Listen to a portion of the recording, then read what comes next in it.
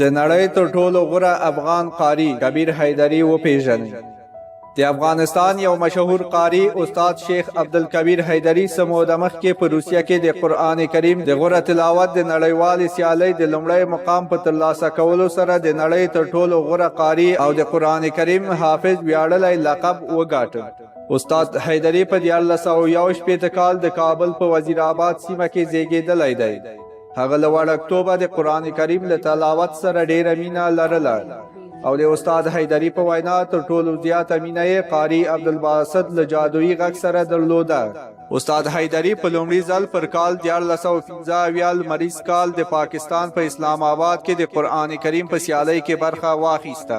په دې سیالیو کې 45 مشهورو حافظانو برخه لرله چې استاد حیدري تر ټولو لوړې نمرې واخیستې. د اسلام آباد په سیالۍ کې تر لومړي مقام ګټلو وروسته استاد حیدري ته د یو مینوال په مرسته یې په 1488 کال کې د مصر د لوړو زده کړو بورس برابریږي. دی مصر ته ځي او هلته د قرآني علومو په برخه کې لوړې زده کړې کوي.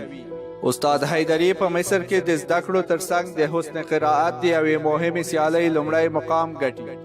قاري صاحب حیدري په 1482 کې د اندونیزیا له لوري په مصر کې د حسن قرائت د تنظیم شوي سیالیو لومړی مقام ګټي.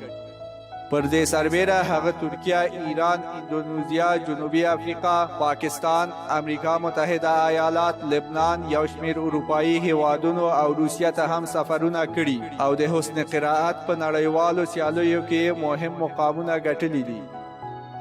د استاد حیدري یوه مهمه لاسته راوړنه دا ده چې د یو مصري او یو قطري قاري ترڅنګ د نړۍ یوازینی قاري دی چې په غږ یې د قرآن کریم تلاوت شوې بڼه له انګلیسي ژباړې سره په ټوله نړۍ کې اوریدل کیږي.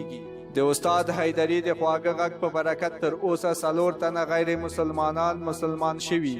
په دوی کې یوه روسي ښځه هم شامله وه. دغې ښځې په 1491 کال کې هغه مهال چې استاد حیدري متحده عربي اماراتو ته په یو سفر بلل شوی و د اسلام مبارک دین ومانه. استاد حیدري لومړنی غیر عرب یا عجم مسلمان دی چې د مصر الازهر پوهنتون یې په خواږه غږ د قرآن کریم 10 واړه تلاوت شوي مبارکې سپارې له ځان سره د حافظې پر پوره معیارونو ثبت او تایید کړي دي. استاد حیدري په 5 بڼو یا سبکونو د قرآن کریم د تلاوت موسس دی. دغه سبکونه په نړیواله کچه د ده په نامه ثبت شوي دي. شیخ کبیرحیدري د ورزش مینوال هم دی چې د په وینا پخوا یې د کانفو لوبه هم کوله او ترڅنګ یې د فوټبال سخت مینوال دی. دی باور لري چې په ژوند کې د ناممکن په نوم څه نشته او که هر څوک وغواړي په خپله برخه کې نړیوال ریکارډ جوړولی شي.